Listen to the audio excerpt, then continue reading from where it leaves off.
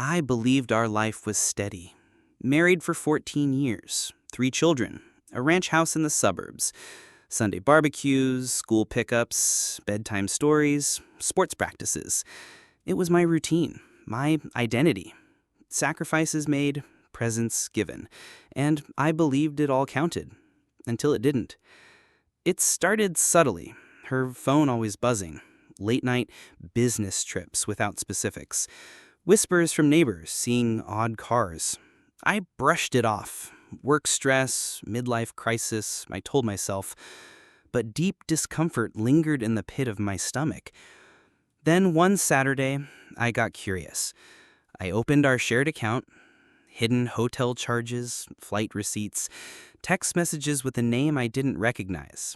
Not a coworker, not an old friend, a much younger man, barely 24, who stayed at hotels on weekends.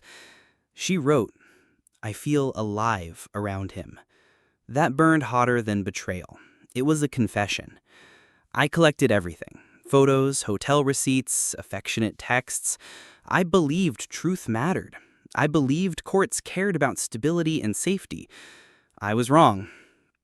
In court, the judge said, unless there's documented risk or neglect, we must default custody to ensure continuity.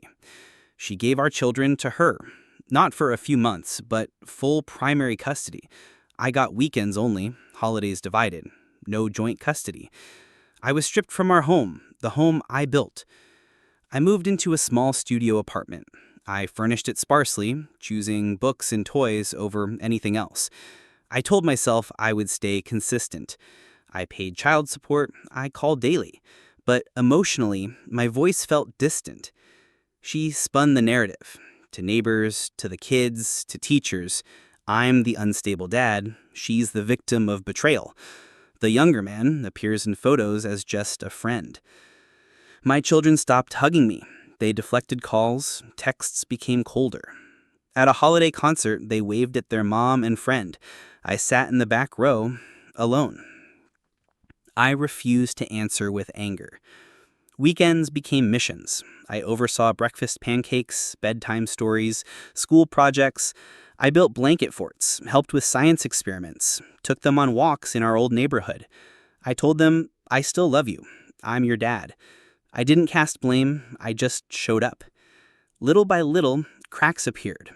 The oldest daughter, who once dismissed me, asked quietly, "Can you stay for dinner?"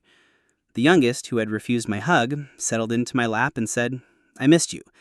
Tears flooded me. That moment was more powerful than custody papers.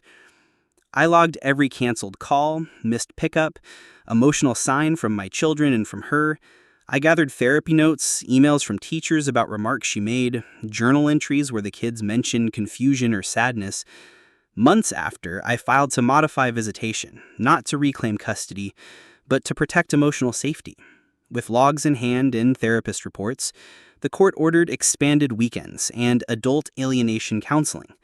It wasn't full custody, it was recognition, and acknowledgement that absence had been weaponized against them. We still live apart. She remains in our old house. I got my own home a few blocks away. Simple, but mine. No remarriage, no guilt. I see them on weekends. We still talk nightly. We share routines. I make pancakes. We find small joys. Regret lingers, not for her betrayal, but for ignoring warning signs, for sacrificing too much for stability. But I didn't vanish. I stayed. I didn't give up. I don't hate her. That would consume me and them. They don't need 2 angry parents. They need presence, love, consistency. They need a father who didn't disappear when the worst happened. This story isn't about revenge. It's about persistence. You can't keep a father out if he refuses to leave. Systems may fail, courts may favor routine over truth, but love, when shown through action over time, finds its way back. Years later, holiday posts still show new family photos without me, but my kids still text, "Good night, Dad." And sometimes, late at night, they knock on my door. I open it, and they run in, still believing. That's why I stay.